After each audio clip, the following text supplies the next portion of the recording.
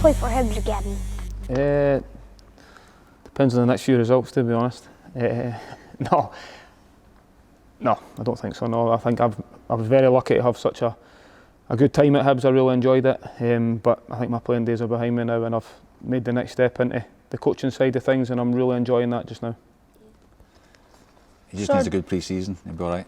3 weeks. A right good pre-season. You more than 3 weeks. Get him back in. Sir David, how are you enjoying coaching so far? It's been really good. I think last year, especially for it being my first year, I learnt a lot.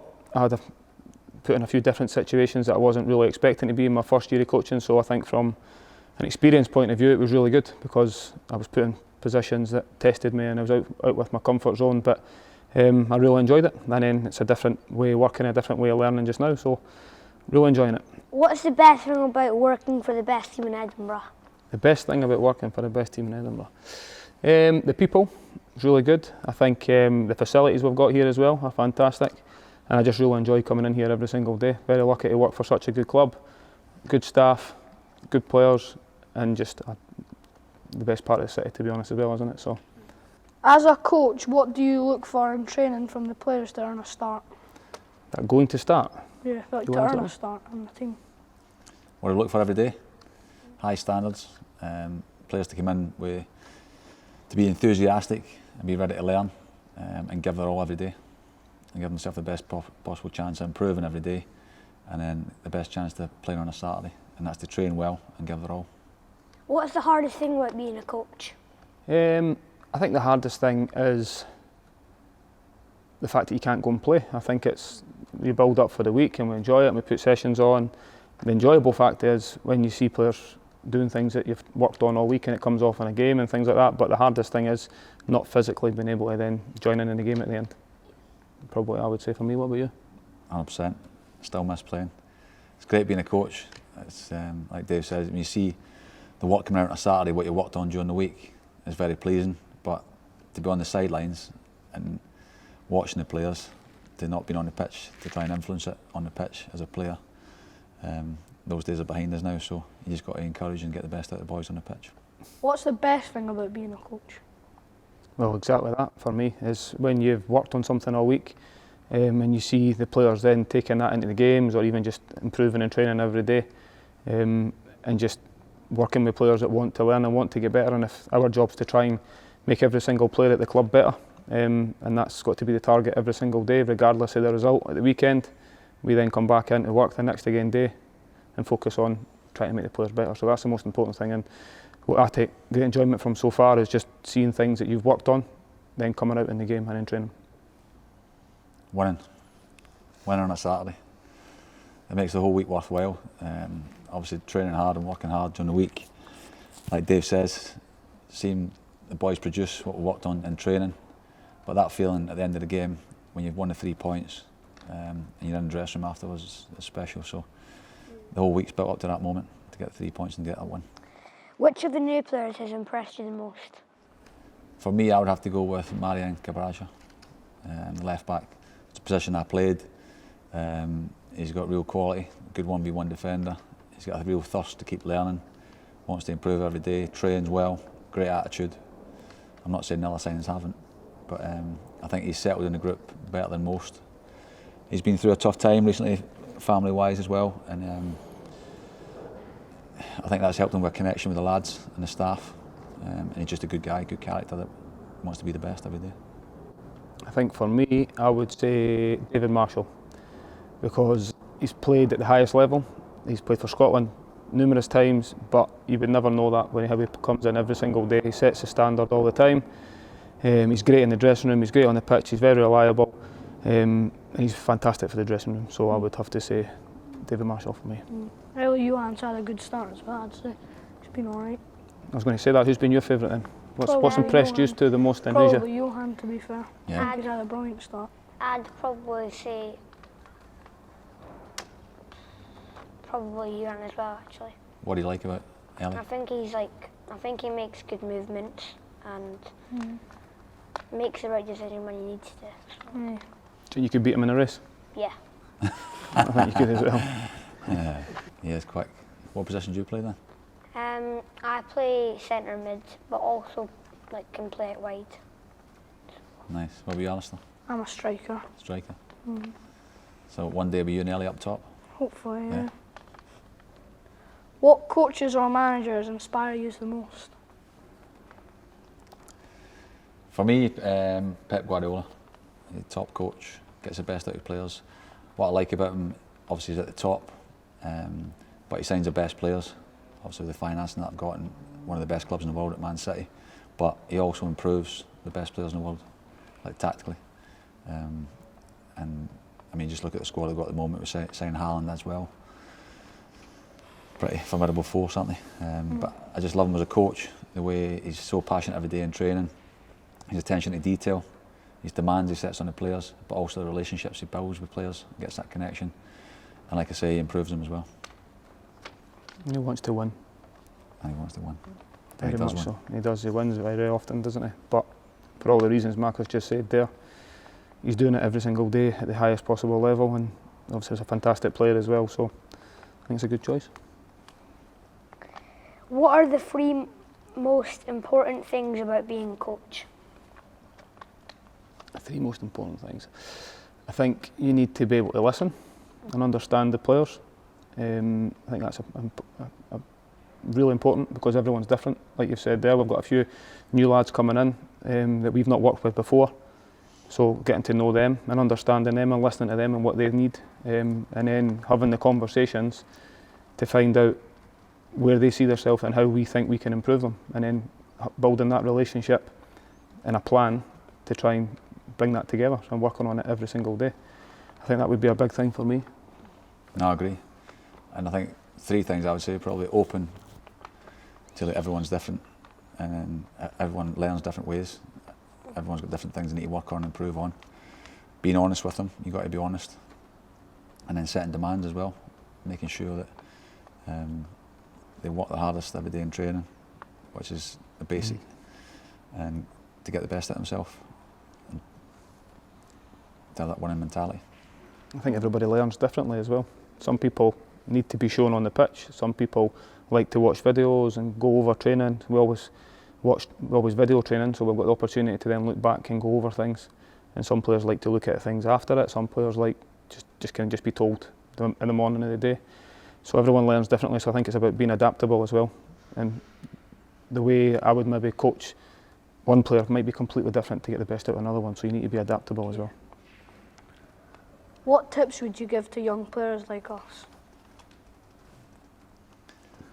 For me, the tips I would give was to be really enthusiastic, work hard, try and master your craft. So just love the ball and enjoy it every day. Give your all. Absolutely, enjoy it. That's the most important thing. Got to enjoy doing it. If you don't enjoy doing it, you won't give it your all, and then you won't progress every single day. So enjoy it first and foremost, then work as hard as you can, and then find out where you're at with it and work on your weaknesses all the time. What boys club did you play for when you were younger? Well, I grew up just outside Edinburgh, a place called Roslin, and I went to a local team called Lonehead, which was just down the road, and me and there was 4 of us, I think, 4 of us, was at Lonehead Boys Club from Roslin Village, and then I was there for 3 or 4 years. I think I was 7 when I first joined, and I was there till 7 till about 10. That was my first boys club. My first boys club was, so I'm from East Kilbride, it was Crosshouse Rovers, and I was under 10s I think it was, and then I went on to play with Motherwell Boys Club. So. What position did you guys play? When I was younger, so I grew up as a winger actually. Used to play further forward. Believe what, you raise your eyebrows at that? I was surprised. Just surprised. Well, to be fair, a lot of people are surprised. And it's probably the reason why I'm not a winger now, is because everybody quickly realised that I wasn't good enough, to be fair. It wasn't tricky enough to be a winger. I was getting booked all the time, kicking people up there, so they thought, well, maybe put him back a wee bit and see if he can kick people further back. So I got moved back to full-back as I got older. I think I was about 17, 18 when I first got moved back to there, but believe it or not, I started as a winger stroke striker. So there you go. I was similar, played kind of left wing, but mostly centre midfielder, kind of box-to-box midfielder. And then like Dave says, but I probably wasn't good enough and got pushed back away. Like Gary Neville, I think he said it a few times that most full-backs are like field wingers. That was definitely me. Macca, what made you want to come to Hibs? The ambition of the club, the size of the club, the opportunity to go and challenge in Europe, and to come back home also, and to work with David. Do you believe Why that me? laughing? I actually used to play in the same team as him. We did, yeah. Would you believe that? Or do you think he's too old to play in the same team as me? What team you used to play for? There we go. I thought you'd have done your homework by now. I was expecting that question to come, to be honest. Done your research. Have a guess.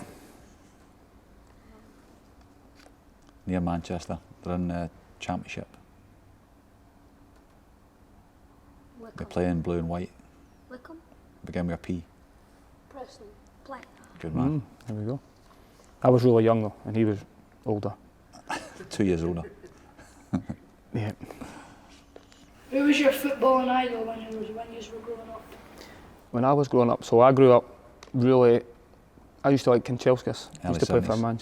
Early 70s, mate. Aye. Aye. Kanchelskis used to play for Man United, a winger. So as I say, I wanted to be a winger when I was young, and I used to like watching him. He was very direct, all right-footed. Probably seen him quite similar to myself, all right-footed. It just run down the line and cross it in. And I used to love that, watching him play. So I'd probably say Kanchelskis when I was young. I was lucky enough to play against him a few times. Were you? When he was at Rangers. You would have done actually, aye. Yeah, 6 or 7 times. Cut a man of the matches against him, Lewis. And another 4, I won't talk about the other 4, where he caused me a bit of trouble. Skipped past me a few times. I suppose my favourite player growing up, at the time, Italian football was massive. Paolo Maldini, who was like left back, Italian, left centre half, one of the best. So he's an idol of mine. What were you used to? Who's your favourite player? My idol is Darren McGregor. Dan McGregor. We need to get him in then. I'd either say probably Ronaldinho or maybe Lewandowski. Maybe Oh, good choice.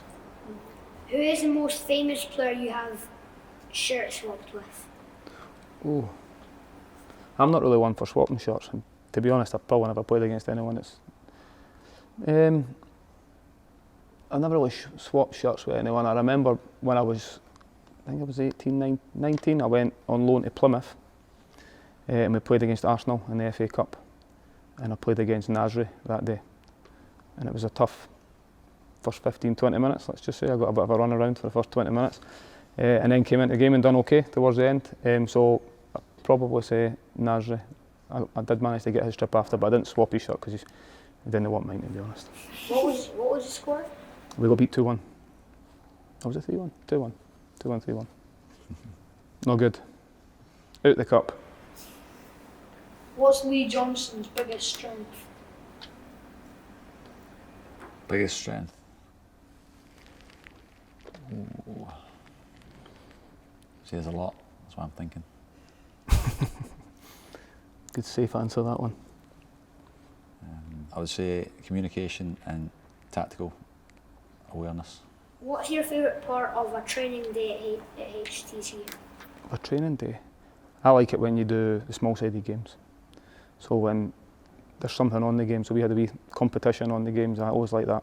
Because then you get people arguing and moaning and fighting for the ball and stuff, which is good. Rather than doing the tactical side and technical side, I've really enjoyed it, even as a player, when it's a small-sided game and it's the opportunity to try and win something. So that was always the way I enjoyed it. Who's your favourite player to be on a team with? Favourite player to be in a team with? What, when I played at Hibs? Yeah. See, I think the more defenders you've got in the team in a small-sided game, the better you'll do. Because it's always, everyone thinks, the attackers will do really well. And we had this conversation this morning actually, yeah, that the defenders who are at the club are still able to score and shoot. And you're only ever 25 yards for goal, 30 yards for goal, but we also enjoy defending. Whereas the attackers don't enjoy defending, so they don't go back the way. What have you learned from your time at Hibs so far? I'd probably say the passion of the fans and the demand of the fans. But it should be there because it's a big club and we should be doing better than what was achieved last year. So hopefully we can turn that around as a group of staff and players and bring back a bit of success to the club. Dave's experienced that obviously with the Scottish Cup and stuff like that. So want to get back to winning things and competing for things and challenging at the top of the league. Absolutely. Is it better being on the pitch or on the sideline for a big game? Definitely on the pitch. I get asked now and again about, do you miss playing? Because I've only just stopped playing last year. So do you miss playing? And because of how quickly the games come around, and because I was straight into coaching, I was enjoying it that much and so full on, I didn't really have time to think about, do I miss it? And then the first time I actually missed it was when we went to Tynecastle. I was walking across the pitch and I could hear all the fans, and I seen all our fans behind the goal. It's the first time I thought, oh, I wish I was playing today. I really wish I was playing today. And then I've had that same feeling probably 2 or 3 times since, when I was desperate to be playing and really wish I was playing. So it's always the big games when you feel there's a little bit of something extra and the atmosphere's there and the fans are all behind you and you think, I really wish I was playing it. So definitely would rather be playing than standing watching. Yeah, I agree. It's hard to replace playing, but coaching's second to that, and it's obviously very fortunate that I managed to stay in the game as a coach, and now it's up to us to get the best out of the players, to make them realise how lucky they are to be on that pitch and playing every week. Who would be in your dream five-a-side team? That is a great question. Top question. All time, like just Any player? any player. Our players will play with. Go for it. Goalkeeper, I'll go 5-a-side, so it's small goals. Peter Schmeichel, Correct, that's what I was going to say as well. and I'll go Paolo Maldini, Zinedine Zidane, Ryan Giggs. Was that 4? I've got 1 left. Is it 5-a-side? Striker. I will go. That's tough. That. Who's the best striker in the world? Well, Lionel Messi. Oh, that's a solid team to be fair. Happy with that one, were you? Yeah, 5-a-sides, I'm definitely having Messi, I think. I'll pulse goals. I'll go for, not a midfielder, I'll go Iniesta. And defend, I'll have Schmeichel on goals. So I've got a defender, I need a defender, don't I? I'll go for it's a difficult one, I that. can't believe he's not said me yet, lads. No, Can't believe he's not even mentioned me. I'm sitting right beside him. I know. I can't think of anyone else but Jimmy McAllister. That's the annoying thing. I'll go Cafu. Both good teams, so that one, David's edges. Oh, wow. no, well, my 5-a-side team, I'd have in goals, I'd have Marciano. Uh-huh. My 2, I'd do 2-1-1, and my 2 defenders would be Darren McGregor and David Gray. Good lad. I'm leaving. That's twice. My centre mid would be Scott Allen. My striker, Boyle. Is this 5-a-side team in the league? Because I know where that team's finishing in comparison to mine. Yeah, top. Top. Top? Aye, clean sheet every Is week. that upside down? No, it's top. Alright. I'm gonna say in goals. That's hard. Dave Marshall. I'm gonna go with.